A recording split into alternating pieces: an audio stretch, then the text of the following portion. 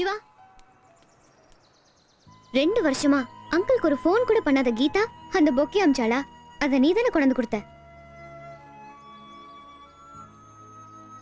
Siva, 1 minute. என்ன? என் marriage invitation. நீ என் கல்யாணத்துக்கு வரணும். ஒரு இன்விடேஷனை வேஸ்ட் பண்ணாத. நான் வரமாட்டேன். ஏன்? நீ காதலிக்கலன்னு சொன்னப்போ அது ஊருப்புன்னு சொன்ன எனக்கு நீ இன்னொருத்தனுக்கு சொந்தமாகறத பார்க்குற மனசு இல்லை. சென்டிமெண்டா?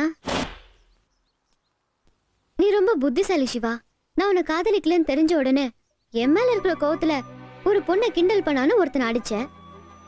கல்யாணத்துக்கு கூப்பிட்டா மனசு இல்லைங்கிற.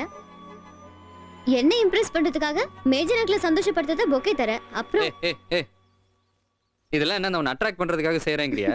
பின்ன இல்லையா? இத பாரு, என்ன செஞ்சாலும் உன்ன மாதிரி பொண்ணுங்களுக்கெல்லாம் காதல்னா என்னன்னே தெரியாதுன்னு எனக்கு தெரியும். 4 பேர் அடிச்சாதான் லவ் கிடைக்கும்னா Mike Tyson, Bruce Lee, Jackie Chan இவங்களை தவிர வேற யாருக்கும் கல்யாணமே நடந்திருக்காது. இந்த வயசானவங்களுக்கு பூ தர்றது, கண்ணு தெரியாதவங்களுக்கு ரோட்டை கிராஸ் பண்ண ஹெல்ப் பண்றது, இதனால பொண்ணுங்க ஐ லவ் யூன்னு சொல்லுவாங்கன்னா சோஷியல் சர்வீஸ் பண்றவங்களுக்கும் பூ கடைக்காரனையும் தவிர வேற யாருக்கும் பொண்டாட்டியே இருக்க மாட்டாங்க. தயவு செஞ்சு ஆம்பளைங்களை பத்தின எண்ணத்தை மாத்திக்க.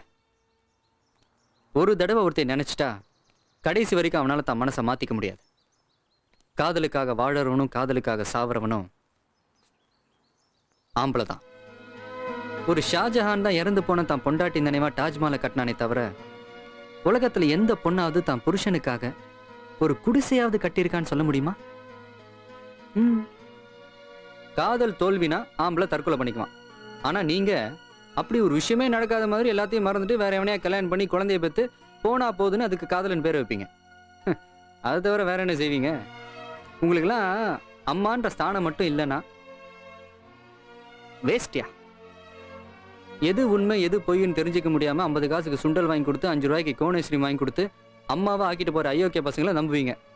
சின்சியரா லவ் பண்ணா அவ்வளவுதான் அம்போன்னு விட்டு போயிடுவீங்க. கேட்டா கல்யாணத்துக்கு முன்னாடி காதலிக்க மாட்டேன், கல்யாணத்துக்கு அப்புறம் தான் காதலிப்பேன்னு லவ்வுக்கு ஒரு புது விளக்கம் வேற சொல்ற. காதல் படிக்கிறதுன்னு சொன்னா கல்யாணம் பரீட்சை எழுதுற மாதிரி. உனக்கு படிக்கிறதுலேயும் நம்பிக்கை இல்லாதப்போ பரீட்சை எப்படி எழுதுவேன்? வரப்போறவனை ஏமாத்தாம கடைசி வரைக்கும் குடும்பம் நடத்துவானான்னு நல்லா யோசிச்சு முடிவெடு. இல்லைன்னா எதிர்காலத்துல நீ அழறதுக்கு கண்ணீர் இருக்கும், ஆனா அதை துடைக்க கை இருக்காது.